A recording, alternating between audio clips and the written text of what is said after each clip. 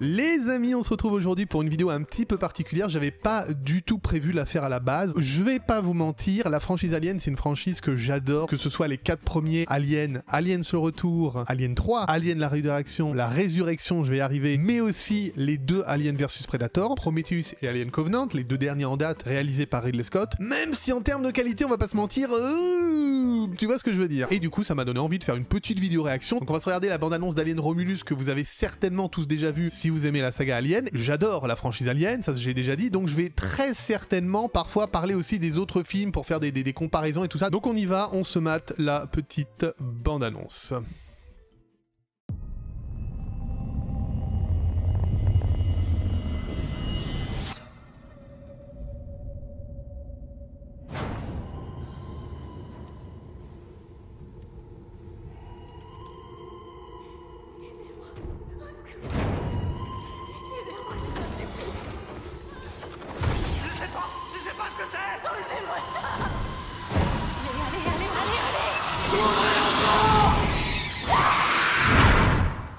Courez!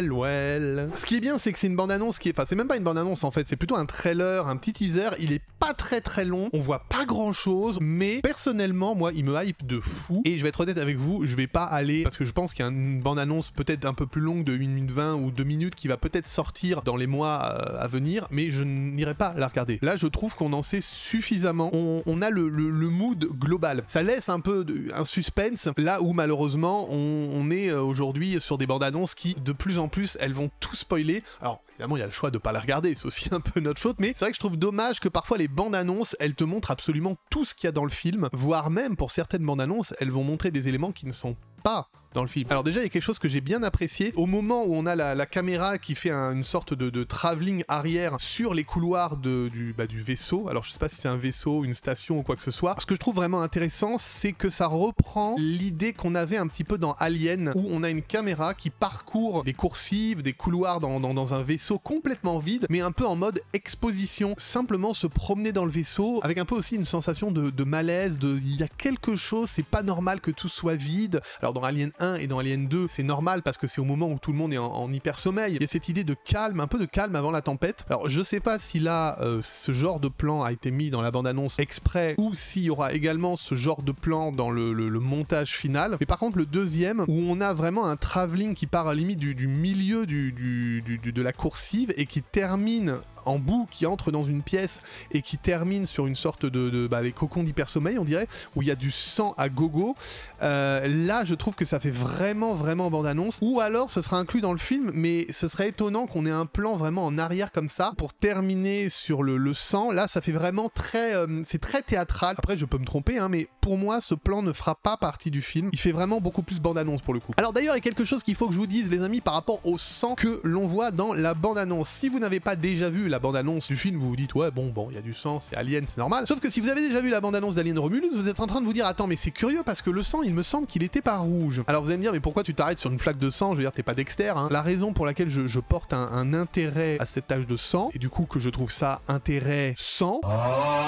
Oui, alors en fait, il faut savoir que selon la bande-annonce, il y a certaines versions où le sang est bien rouge vif, comme c'est le cas là, et parfois on a un sang qui est plutôt noir. Toujours est-il que là, la bande-annonce que je vous ai montrée, en fait, c'est une bande-annonce qui n'existe pas. C'est-à-dire qu'en fait, j'ai pris les voix de la bande-annonce française, mais que j'ai collé sur la bande-annonce en version originale où on a le sang rouge, et à la fin, j'ai repris les crédits en français pour que tout soit français, mais qu'on ait aussi le sang rouge, parce qu'on est dans Alien quand même, et Alien, on s'en fout d'avoir une espèce d'huile noire dégueulasse, c'est pas ça qui nous intéresse, c'est c'est au contraire du sang, des tripes, des boyaux. Alors plus sérieusement, il y a quelque chose d'autre qui est assez intéressant, surtout dans les plans d'exposition au début, parce qu'après on part vraiment un peu en freestyle, et il y a tellement d'actions qu'on se rend pas trop compte, mais je trouve qu'on a vraiment un retour aux sources. Parce que contrairement à Prometheus, et Alien Covenant qui se déroule avant Alien 1, et donc plus de 200 ans avant Alien 4, bah malheureusement Prometheus et Covenant, ils font l'erreur d'avoir une technologie qui est beaucoup plus avancée que ce qu'on a tendance à voir dans Alien 1. Certains défenseurs de Prometheus et d'Alien Covenant disent que ouais, mais en fait il faut pas oublier que Alien a été fait dans les années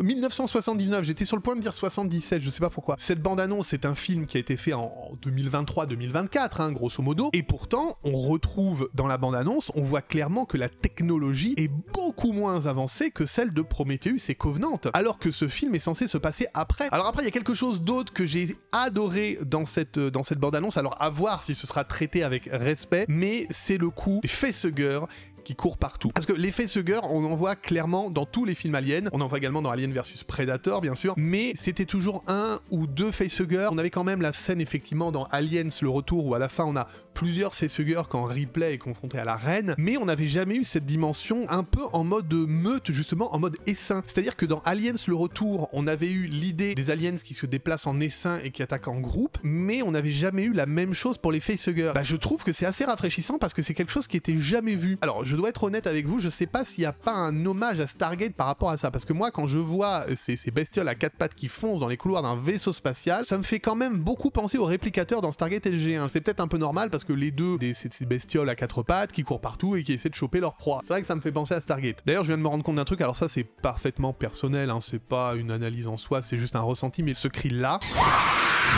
c'est pas un cri genre « Oh mon dieu, c'est tu, ah mon dieu, qu'est-ce qui se passe ?» On sent vraiment qu'il y a un truc grave qui est en train d'arriver, même si le cri est aigu.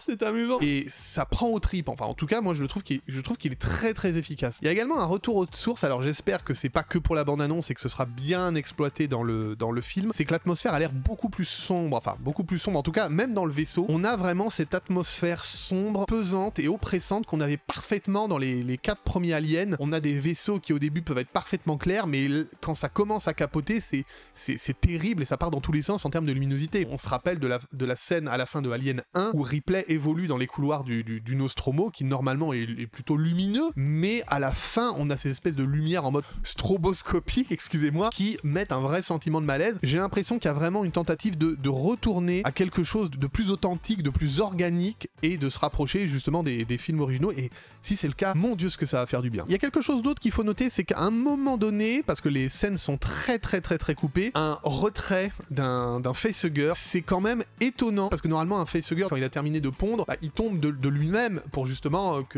pour que l'alien sorte. On n'est pas dans Prometheus, l'alien il sort du ventre, mais il tombe de lui-même, c'est boum, il crève. Le seul moment dans Alien où on avait un facehugger qui était enlevé avant, c'était dans Alien 4 quand Ripley arrivait à enlever un facehugger qui était sur son visage. Mais en tout cas cette scène elle interroge parce que c'est la première fois qu'on enlève un facehugger comme ça. Alors il y aura peut-être une explication. Alors on a également juste après un plan en apesanteur qui a l'air vraiment pas mal. Peut-être que ça sera juste un plan d'illustration dans le film. Peut-être que ce plan ne s'inscrit pas dans un ensemble où il se passe quelque chose. Peut-être que c'est simplement un plan où on va découvrir une salle où il n'y a pas de gravité et où on voit des objets qui flottent, un corps qui flotte, mais sans plus. Là, on a l'impression qu'il va se passer quelque chose à l'intérieur, mais peut-être pas. Soit dit en passant, ça me ferait extrêmement plaisir de voir quelque chose se passer dans ce genre de plan, parce que on n'avait jamais eu de plan en apesanteur dans Alien. On avait eu un plan dans l'eau où on changeait un petit peu d'environnement dans Alien Résurrection, mais on n'avait jamais eu de plan vraiment dans l'espace ou en tout cas en apesanteur comme ça dans un vaisseau. Donc ça pourrait être original. Alors il y a un autre plan qui m'a fait beaucoup réfléchir, c'est celui qu'on voit. Voilà, on a un facehugger qui s'agrippe au visage d'une jeune fille, je crois, qui m'a vraiment un peu fait réfléchir. C'est la personne que l'on voit à l'arrière-plan, à côté de la porte. Ce que je pensais en fait, c'était que la personne qui était à côté de la porte, c'était ma première hypothèse, c'est en fait un méchant, un vilain, un Burke 2.0, et que cette personne justement c'est elle qui relâche les xénomorphes sur les autres. En fait, après plusieurs visionnages, je pense que c'est pas le cas, parce qu'on voit à l'arrière-plan que des autres facehuggers sont en train de sauter sur la porte qui est bel et bien fermée. Ils essayent de passer. Il y avait une personne qui était restée à l'arrière au dernier moment, peut-être qu'elle avait fait un demi-tour pour fermer la porte tout simplement, et que c'est un des membres de l'équipe, que c'est pas un antagoniste ou quoi que ce soit. Alors à la fin on a, donc ça doit être l'héroïne je pense, on a ce petit truc un petit peu rigolo en mode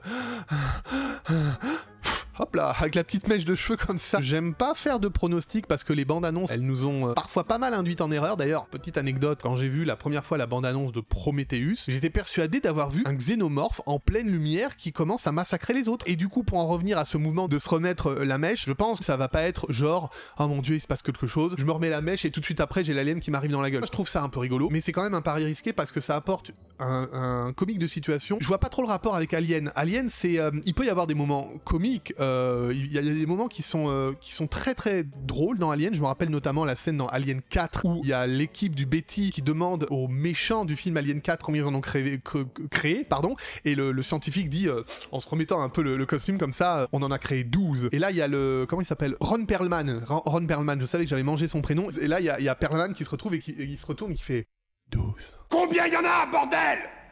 Il y en a 12. 12. 12. 12.